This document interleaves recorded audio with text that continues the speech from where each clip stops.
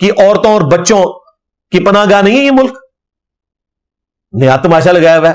دلیل پوچھتے ہیں قرآن و سنت سے, یہ کہتے ہیں جی ان تازہ خداؤں میں بڑا سب سے وطن ہے, جو اس کا پیرہن ہے وہ مذہب کا کفن ہے. او بھائی یہ باتیں درست تھی نیشن سٹیٹس بننے سے پہلے. آج دنیا کی پالیٹکس چینج ہو چکی ہے, اس دنیا میں جیئیں.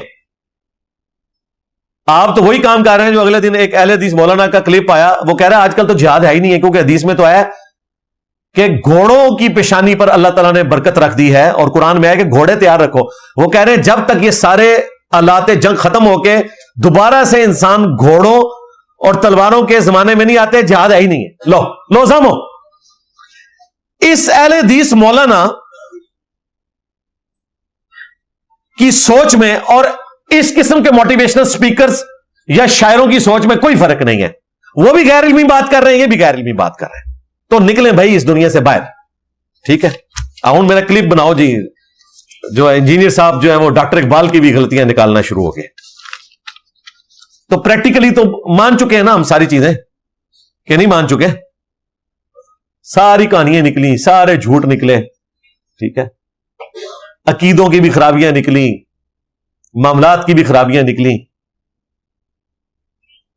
میری زبان باندھ رہے ہیں. بجائے اس کے کہ فلسطین کے لوگوں کے ساتھ کھڑا ہوا جائے, آپ انہیں ہجرت کرنے کا کہہ رہے ہیں. کیا یہ بے انصافی نہیں ہے؟ نہیں, بے انصافی نہیں ہے. میں تو فلسطینیوں کے ساتھ کھڑا ہوں, وہ ہجرت کر کے بارڈر پہ آ گئے ہیں کہ ہمیں یہ مارتے ہیں, ہم نے وہاں نہیں رہنا. میں تو فلسطینیوں کے ساتھ کھڑا ہوں. آپ باندھ کے مروا رہے ہیں فلسطینیوں کو. آپ کہہ رہے ہیں نہیں واپس جاؤ اس زمین کے ٹکڑے پہ. یہاں کہتے ہیں پاکستان کے زمین کے ٹکڑے کی حفاظت کرنا یہ وطن پرستی ہے. دیکھو کتنے گیا میرا دماغ. اتنے سانو ڈاکٹر اقبال نے شعر سنانے نے, ان تازہ خداؤں میں بڑا سب سے وطن ہے. یہ فلسطین والوں کو بھی سناؤ نا, ان تازہ خداؤں میں بڑا سب سے وطن ہے. تم وطن واپس نہ جاؤ, ادھر دیکھیں ان کا ایمان ڈیفرنٹ ہے. یہ موٹیویشنل سپیکرز اپنی باتوں میں پکڑے جاتے ہیں. ادھر کہتے ہیں یہ وطن پرستی جو ہے وہ کفر ہے, غلط کہتے ہیں. یہ وطن پرستی نہیں ہے, یہ سرزمین اسلام کے دفاع کے لیے ہے, مسلمانوں کے دفاع کے لیے.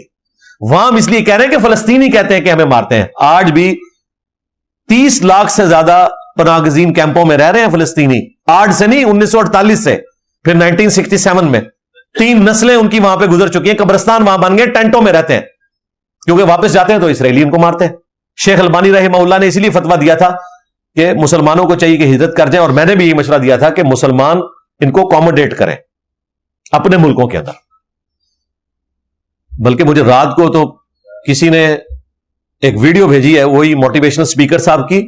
وہ کسی انگلش کی پوڈ کاسٹ میں کہہ رہے تھے کہ جو انڈین آکوپائڈ کشمیر کے مسلمان ہیں ان کو ظلم کی وجہ سے ہجرت کر جانا چاہیے. تو مجھے اس بندے نے کہا دیکھو یہ بندہ آپ والی بات ہی کر رہا ہے. فلسطینیوں کے کیس میں کیا بات کرتا ہے اور اس کیس میں آپ والی بات کر رہا ہے. اب وہ کہیں پرانی کہہ بیٹھا تھا نا, تو وہ اس کے گھاٹے فٹ ہوئی ہوئی ہے. تو میں نے اپنے ایک بھائی کو بھیجی ہے, میں نے کہا اس کو ذرا دیکھیں اور اس کے اوپر کوئی آپ کام کریں. لیکن بائی چانس آج مجھے تازہ چونکہ وہ رات کو میں نے وہ کلپ مجھے بھیجا تھا تو مجھے یاد آ گیا. تو یہ صرف دیکھتے ہیں کہ اس وقت پبلک کو کس طریقے سے گرمایا جا سکتا ہے, وہ بات کر دیتے ہیں.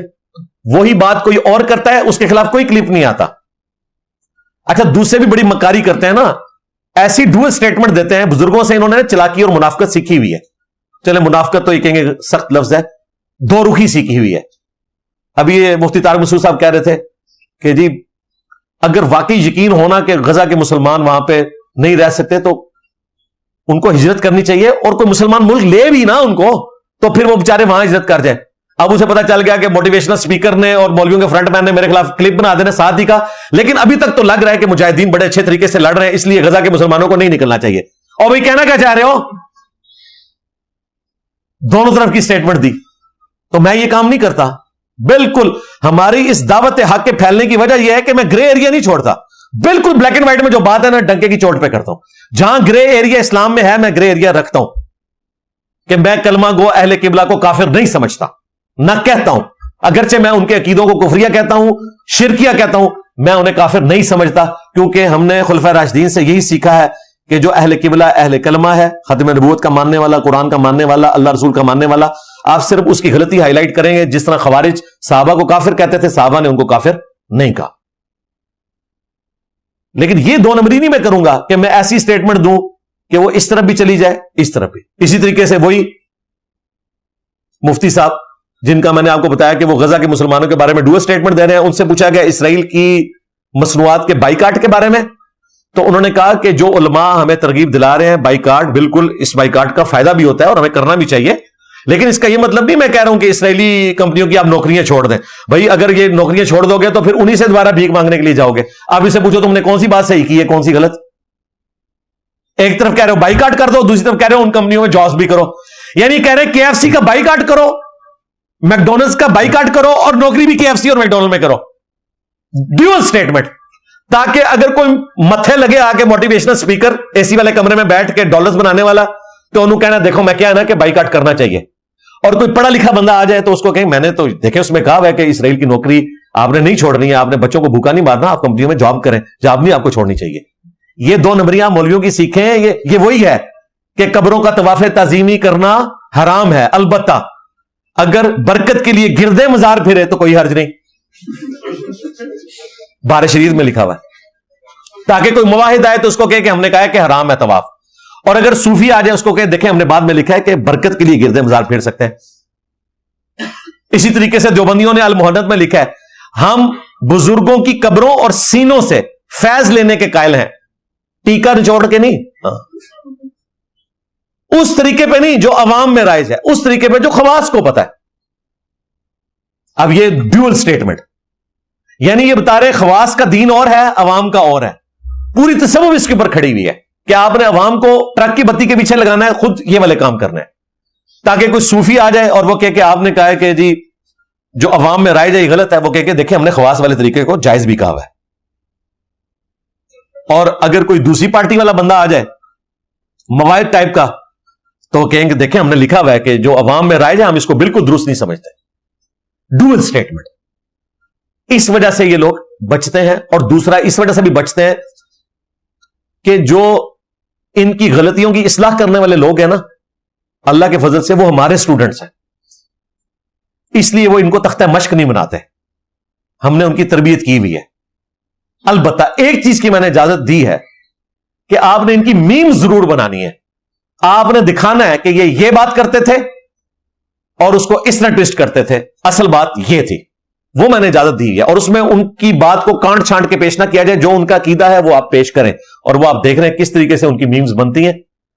کیونکہ ان کو ہماری شریفانہ زبان سمجھ نہیں آتی ہے، ان کو عوامی وہ لینگویج سمجھ آتی ہے جس کے ذریعے ہم ان کو بات سمجھا سکتے ہیں. ہمارے اسٹوڈنٹ پھر کلپ ان کے پورے کانٹیکسٹ کے ساتھ اٹھاتے ہیں اور اس کو فٹ ان کر کے اس کی پوری میم بناتے ہیں اور کہتے ہیں جناب یہ ہو رہا ہے. علی بھائی لگتا ہے آپ خود کو سب عالموں سے افضل سمجھنے لگے ہیں، لائک ایکو. نہیں بالکل نہیں ہے. کیسے آپ کو لگا؟ جس دن میرے نام کے ساتھ لکھا ہو مفتی اعظم پاکستان، حالانکہ میں اپنے نام کے ساتھ مفتی اعظم پلانٹ ارتھ بھی لکھ سکتا ہوں، کیونکہ مفتی اعظم پاکستان، مفتی اعظم انڈیا، بریلوی دیوبندی اہل حدیث کے میرے بارے میں ایک جملہ بھی نہیں بولتے. چھوٹے بولتے ہیں فیم کے لیے، بڑے اس لیے نہیں بولتے کہ انہیں پتا ہے کہ گل ٹھیک پہ کرتا ہے. مثلا مفتی منیب صاحب مجھے یہ کہیں گے کہ جو تم دیوبندیوں کے بارے میں باتیں کر رہے ہو یہ غلط کہہ رہے ہو، کہیں گے بالکل ٹھیک کہہ رہے ہو. مفتی تقی عثمانی صاحب مجھے یہ کہیں گے کہ جو تم بریلویوں کی غلطیاں ہائی لائٹ کر رہے ہو یہ غلط کام کر رہے ہو، کبھی بھی نہیں کہیں گے. یا ہمارے جو ساجد میر صاحب تھے رحمہ اللہ تعالی، وہ مجھے یہ کہیں گے کہ تم جو نماز کا طریقہ رفع الیدین کے ساتھ بتاتے ہو اور بریلوی دیوبندیوں کا رد کرتے ہو یہ بڑا غلط کام کر رہے ہو، وہ کہیں گے بالکل ٹھیک کام کر رہے ہو.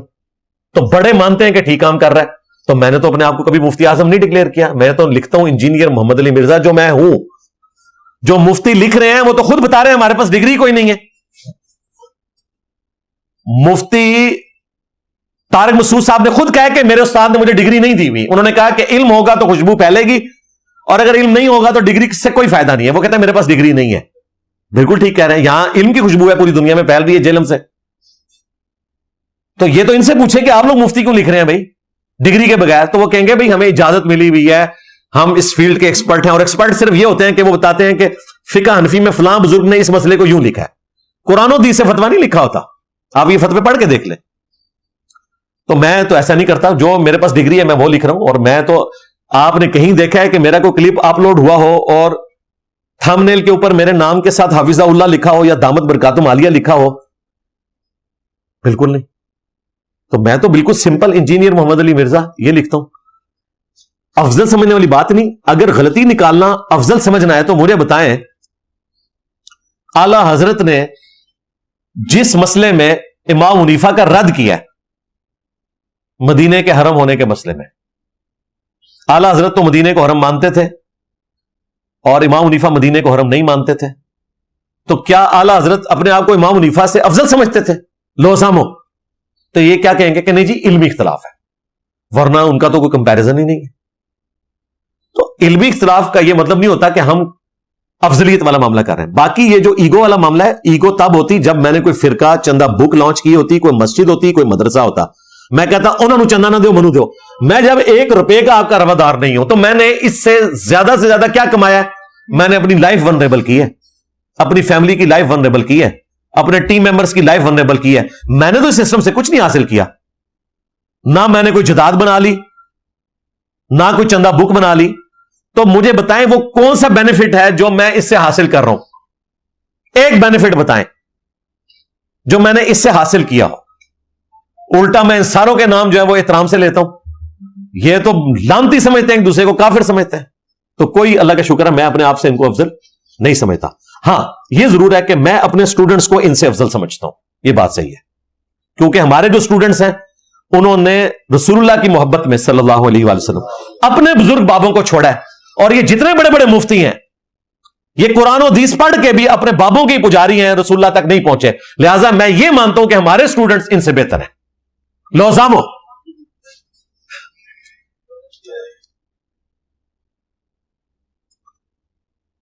آپ کی باتوں سے لگتا ہے کہ آپ ہر بات میں کرتے ہیں، تو نہیں ہو سکتی نا بھائی۔ ہاں میں ہی کہوں گا، تو جھوٹا الزام ہے۔ اگر میں کہوں کہ جی مفتی تقی عثمانی صاحب نے فرمایا کہ رفع الیدین کے ساتھ نماز پڑھنا سنت ہے، میں جھوٹ بولوں گا نا۔ میں یہی کہوں گا کہ میں نے ثابت کیا ہے کہ نماز کا طریقہ بخاری مسلم میں رفع الیدین کے ساتھ لکھا ہے۔ یہ میں تو نہیں کہہ سکتا کہ مفتی منیر الرحمان تم نے ثابت کیا ہے، وہ تو نہیں ثابت کر رہا۔ تو جو بات میں آپ کے سامنے رکھوں گا وہ میں سے ہی رکھی جاتی۔ دنیا میں ایسے ہی ہوتا ہے بھائی، جب آپ کی شادی ہوتی ہے تو آپ یہ تو نہیں کہتے کہ اس کو قبول ہے، آپ کہتے ہیں مجھے قبول ہے۔ شادی آپ کی ہو رہی ہوتی ہے، تو جو بات میں نے کہنی ہے تو ووکیبلری میں کہنا قبول ہے، میں تو نہیں ہے بھائی، جو میں نے کیا میں وہ بتاتا ہوں، ٹھیک ہے۔ اگر میں نے چندہ بک نہیں بنائی تو میں یہی کہوں گا نا کہ میں نے چندہ بک نہیں بنائی۔ میں یہ کیسے کہہ دوں کہ مفتی منیر صاحب کی کوئی چندہ بک نہیں ہے، مفتی تقی عثمانی صاحب کی کوئی چندہ بک نہیں ہے؟ میں یہی کہوں گا نا کہ میری نہیں ہے، ان کی تو ہے نا بھائی۔ وہ ہمارے شیر افضل مروت نے کہا تھا یہ اپنی گاڑیاں بیچے اور جائے اسرائیل، کوئی نہیں گئے۔ الٹا مولویوں نے کہا آپ نے ایک عالم دین کی توہین کر دی ہے۔ یعنی ان سے اگر یہ کہہ دیں کہ آپ جو لوگوں کو مشورے دے رہے ہیں خود کریں تو کہتے ہیں توہین ہو گئی ہے۔ تو بھائی جو میں بات کروں گا وہ میں سے ہی ہوگی نا۔ آپ جب آپس میں بات کرتے ہیں اپنے ماں باپ سے، بیوی بچوں سے، تو آپ تو کر کے بات کرتے ہیں کہ میں کر کے کرتے ہیں؟ اپنی بات کو میں کے ذریعے آگے رکھا جاتا ہے نا۔ ہاں اگر ہم کہیں اپنی ذاتی رائے کو یہ کہیں کہ یہ قرآن و حدیث پر مقدم ہے تو آپ ہم پہ 4 تکبیریں اسی دن پڑھ دیجئے گا۔ ہم یہ کہتے ہیں کہ قرآن و سنت میں یہ لکھا ہے، اب اسے ڈسکور جب میں نے کیا ہے تو اس کا کریڈٹ میں لوں گا بھائی۔ آپ کو صدیوں سے یہ بتا رہے تھے کہ بغلوں میں بت رکھ کے آتے تھے، رفع الیدین ہوتا تھا۔ یہ تو کسی حد تک کاؤنٹر کیا اہل حدیث نے، لیکن ایک پوائنٹ ایسا تھا جو اہل حدیث بھی کاؤنٹر نہیں کر سکے، وہ یہ کہ جو رفع الیدین کرتا تھا اس کو بریلوی دیوبندی کہتے تھے کہ ابھی تو اس نے رفع الیدین شروع کیا ہے، ان قریب یہ قادیانی ہو جائے گا۔ آج تک کوئی اہل حدیث سے کاؤنٹر نہیں کر سکا تھا۔ تو میں نے بتایا، اہل حدیث نے نہیں بتایا، یہ میں نے بتایا کہ قادیانی تو حنفی ہیں، حنفی بریلوی، حنفی دیوبندی، حنفی قادیانی۔ جب یہ میں نے ایکسپلور کیا تو کریڈٹ میرا ہے۔ مجھے بتائیں مجھ سے پہلے کس نے کہا کہ قادیانی جو ہے حنفی ہیں؟ صرف قادیانیوں نے کہا ہوا ہے کہ ہم حنفی ہیں، بس۔ اب ہم بتا سکتے ہیں کہ مندے بھیجے کہ تھوڑے ہی پر آ جائے، ہاں تو میری زبان نہ کھلوایا کریں۔ وہ طارق جمیل صاحب نے کہا نا کہ یہ کہتا ہے چشتی دجال، تھانوی دجال، کیوں کہتا ہے؟ تو میں نے بتا دیا کہ بھائی بخاری مسلم حدیث ہے قیامت سے پہلے 30 جھوٹے دجال آئیں گے، مجھے 30 کی گنتی چاہیے۔ آپ کی گنتی جو ہے وہ مسلمہ کذاب سے شروع ہوتی ہے، دوسرے نمبر کے اوپر آپ اسود کو لے کے آتے ہیں، تیسرے میں وہ سجا کو لے کے آتے ہیں، یہ دونوں تو مسلمان ہو گئے تھے، توبہ کر لی تھی، لہذا یہ تو فارغ ہو گئے۔ چوتھے پہ غلام احمد قادیانی۔ 4 بندے حالے تک تسی ثابت کر سکے ہو پوری امت جنہوں نے دعوی نبوت کیتا ہے۔ او 3 سن کتنے گئے؟ وہ अगे पिछे वेखो वही ना होना, हाँ जिन्होंने मैं पे कहना वा लो सामो, और मैं 30 की गिनती अपनी नबी की पूरी कर रहा हूं। अल्लाह के बंदो, ਤੁਹਾਡੀ ਗਿਣਤੀ 4 ਦੇ आगे खत्म हो गई, ਉਹਦੇ ਚ ਵੀ 2 मुसलमान हो गए सन, तो ਮੈਨੂੰ मजबूर करते होते, फिर मैं तो 3 की गिनती पूरी करनी है ना। कितने लिखे है भाई, बुखारी मुस्लिम दोनों में लिखा है 30 झूठे दज्जाल पैदा होंगे, और तिरमिज़ी अबू दाऊद में आगे अल्फाज है आना खातमुन नबिय्यीन ला नबी बादी, मैं खातमुन नबिय्यीन हूं, मेरे बाद कोई नबी नहीं है। तो मनु छेड़ दो तो फिर मैं तो पता है मैं छड़दा नहीं है। आप देखें ये भी वो जो गालियां देने वाली सरकार है, वो इंशाअल्लाह ताला मैं ये जंग से निकल लूं। ये सारे मौलवियों की मैंने लिस्ट बनाई हुई है, किस किस के मैंने रिबटल करने हैं। अभी काफी सारे जो है वो पड़े हुए हैं, उनको मैंने रिबटल करना है। तो उस गाली वाली सरकार ने पिछले दिनों कोई फैसलाबाद में जलसा किया है, वहां पर उन्होंने कोई स्टूडेंट खड़ा हुआ है, अब पता नहीं मेरा स्टूडेंट था या नहीं, बल मेरे खाते में उन्होंने डाला है। तो पहले उसको इजाजत दी है उन्होंने खड़े होकर सवाल करने की। मैं तो इस चीज को बदतमीजी समझता हूं कि डेकोरम में आप बैठे हुए हैं तो आप खड़े होकर वहां सवाल करें, चाहे वो हमारा स्टूडेंट किसी जलसे में करे या यहां पर कोई करे। ये गलत है। जब एक ऑनर वाला तरीका है कि लिख कर करें, हां अगर आलिम दीन खुद इजाजत दे दे फिर आप करें। तो उस केस में वो खड़ा हुआ तो उसने फिर उसको पहले बिठाया, फिर कहा कि नहीं चलो आज फिर इस तरह जलसा हो गए। फिर उन्होंने उनको सवाल करने की इजाजत दी, और पहले तो वो प्यार मोहब्बत से शुरू हुए, अभी बात पूरी नहीं, वो आगे से आयत पढ़ रहा था, इनको गुस्सा आ गया, और फिर वो जो इन्होंने बकवासियात इरशाद फरमाए हैं वो आपने देख ली है। वो फिर गालियों के ऊपर उतर आए और फिर धमकियां लगाना शुरू कर दी, और खुद ही अपनी एक वीडियो में कह रहे थे कि जब कोई सवाल करे और अगला बंदा तप जाए तो आप समझ लें उसके पल्ले कोई शय नहीं है। अब लोग उसका वो क्लिप चला रहे हैं और इधर उसकी गालियां दिखा रहे हैं और कह रहे हैं देख लो। ये खुद अपने बारे में ही कह रहा था। मेरा मौकिफ यह है कि डेकोरम फॉलो होना चाहिए। यहां पर भी इस तरह कोई खड़ा होता है तो हम उसको कहते हैं भाई बैठ जाए, और अगर आप नहीं बैठेंगे, आप जबरदस्ती करेंगे, फिर आप एकेडमी में नहीं बैठ सकते। क्यों? आप यहां सवाल की पर्ची लेकर आए हैं, जवाब मैं दूंगा, मैं पाबंद हूं, जितनी भी टाइम में कवर हो जाए। बाकी जो रह जाती है वो हम स्टोर कर लेते हैं, वो अगले पब्लिक सेशन में कवर कर देते हैं या उससे अगले में कर देते हैं तरतीब के साथ।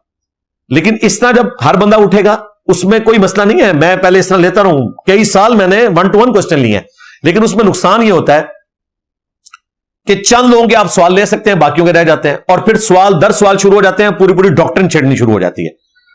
उससे मैंने निजात हासिल करने के लिए एंड रिजल्ट यह निकाला कि मैं हर टॉपिक के ऊपर 2-2, 3-3 घंटे की तफसीलन वीडियोस रिकॉर्ड करवा दूं। आप उसमें से क्लिप काटें और जवाब खुद दे दें, बजाय यह कि मैं एक बंदे के साथ करता रहूं, अगली दफा फिर वही बंदा पर्ची लेके कोई और बंदा उस तरह की पर्ची लेके आ जाए, फिर उसके साथ हो। तो ये एक डेकोरम फॉलो करने के लिए करना जरूरी होता है। बाकी तो मैंने इतनी वीडियोस रिकॉर्ड करवाई हैं, उन्हीं की वजह से तो आप यहां बैठे हुए हैं, अल्लाह के फजल से। मुझे सुन के आप यहां नहीं बैठे हुए, बल्कि वीडियोस में देखकर यहां डायरेक्ट सुनने के लिए आए। तो उसमें मैंने सारा मुकदमा रखा है। पिछले दिनों मुफ्ती अकमल साहब ने जो बात की, मैंने तफसीलन समय मौता का अकीदा बयान किया, और देखें हमारे स्टूडेंट्स ने उसी में से क्लिप काट